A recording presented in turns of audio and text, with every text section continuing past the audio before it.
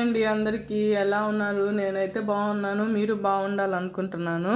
మనం ఈరోజైతే నెల్లూరు చేపల పులుసు ఎలా చేసుకుందాం చూసేద్దాము. ఒక్కసారి ఇలా ట్రై చేయండి. చేపల పులుసు అయితే అద్దిరిపోతుంది నెల్లూరు స్టైల్లో.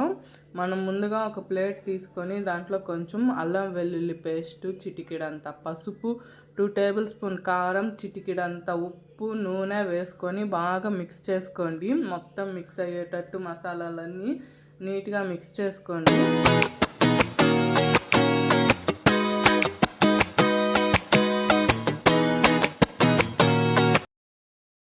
తర్వాత మనం చేపల ముక్కలన్నీ నీరు లేకుండా ఆ మసాలాలకు వేసుకొని బాగా అప్లై చేసుకోవాలా. ముక్కలంతటికి బాగా పట్టేటట్టు.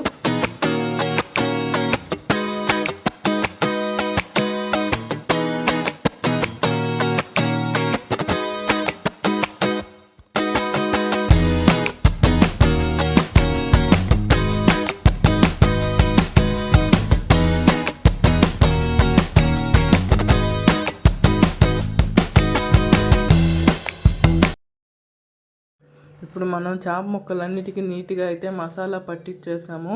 ఒక అరగంట డీప్ ఫ్రిడ్జ్లో పెట్టుకోండి. అప్పుడు ముక్కలన్నిటికీ బాగా మసాలా పడుతుంది, టేస్ట్ కొని బాగుంటుంది.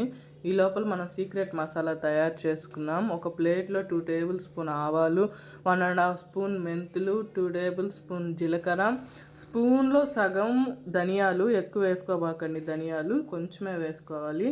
ఇవన్నీ బ్రౌన్ షేడ్లో ఉంచి బాగా వేగేదాకా మనం వేపుకోవాలి. అట్టని మాడేదాకా ఉంచుకోబాకండి, పొడి అయితే చేదు వచ్చేస్తుంది. బాగా లో ఫ్లేమ్లోనే బాగా వేగేలా చూసుకోండి.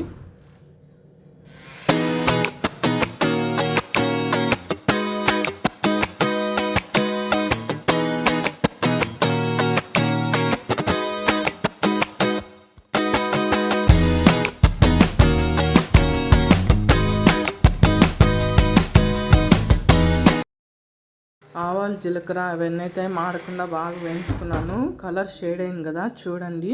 ఇప్పుడు ఒక ప్లేట్లోకి తీసుకొని కాసేపు అవి చల్లారేదాకా పక్కకు ఉంచుకోండి. తర్వాత ఒక దబర తీసుకొని దబర్లో కొంచెం నూనె వేసుకోండి. నూనెలో ఆవాలు, జీలకర్ర, మెంతులు వేసుకొని కొంచెం వేగనివ్వండి. చిటపట్లాడిన తర్వాత మనం ఎర్రగడ్డ వేసుకోవాలి. ఎర్రగడ్డ కానీ బాగా వేగాలి. బ్రౌన్ కలర్లోకి వేగితేనే మంచి టేస్ట్ అయితే వస్తుంది. ఎర్రగడ్డ ఎంత వేగితే అంత టేస్ట్ ఉంటుంది. ఏ కూరలో అయినా మనం దాన్ని బాగా వేయించుకుందాం బ్రౌన్ కలర్లో.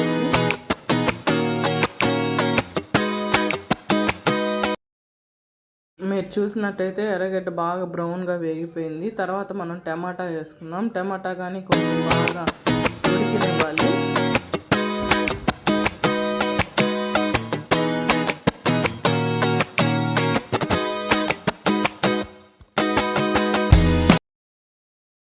మీరు చూసినట్టయితే టమాటా వేగిపోయింది. దాంట్లో మనము ఇప్పుడు కారం వేసుకున్నాం. 2 టేబుల్ స్పూను, చిటికెడంత పసుపు వేసుకున్నాము. వేసుకొని కారం మాడకుండా వేపుకున్నాము. వేపుకుంటేనే బాగుంటుంది.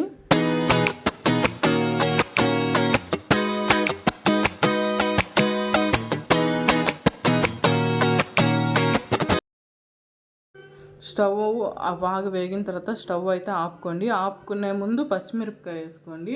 పచ్చిమిరపకాయ ఎప్పుడు అడ్డంగా చీల్చకుండా కొసను కట్ చేసుకొని వేసుకోండి. పచ్చిమిరపకాయలో పులుసు బాగా ఇంకి టేస్ట్ చాలా బాగుంటుంది. పచ్చిమిరపకాయలు వేసుకొని ఒక 2 నిమిషాలు అలా వేపుకోండి.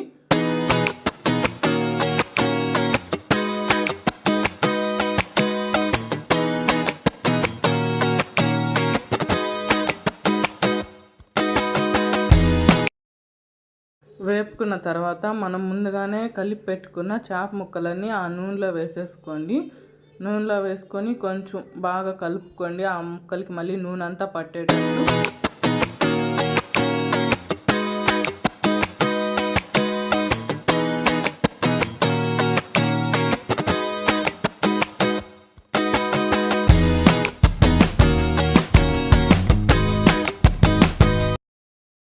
చేపలన్నీ కలుపుకున్న తర్వాత మనం చింతపండు రసం పోసుకోవాలి. మీ పులుపుకి తగ్గట్టు వాటర్ వేసుకోండి. తర్వాత సాల్ట్ వేసుకోండి. మనం ముందుగానే వేయించి పెట్టుకున్న ధనియాలు, జీలకర్ర, ఆవాలు ఇవంతా పొడి చేసి పెట్టుకోవాలి నీట్గా. తర్వాత పులుసు ఉడుకుతుందో లేదో చెక్ చేసుకొని, ఉడికినప్పుడు గెంటి మాత్రం పెట్టవాకండి, ముక్క విరిగిపోతుంది. చేత్తోనే షేక్ చేసుకోండి. కర్రీని అంతా ఒకసారి కలుపుకొని మూత పెట్టుకొని కాసేపు అలానే వదిలేయండి. కూర సగం అంతా ఉడికిపోయిన తర్వాత మనం ముందుగానే తయారు చేసి పెట్టుకున్న పొడి వేసుకోవాలి తగినంత. తర్వాత మామిడికాయ ముక్కలు కానీ వేసుకోండి. మీరు పెద్ద పెద్దవి వేసుకోండి, నాకు చిన్నగా ఇష్టం కాబట్టి నేను చిన్న ముక్కలు కట్ చేసుకున్నాను.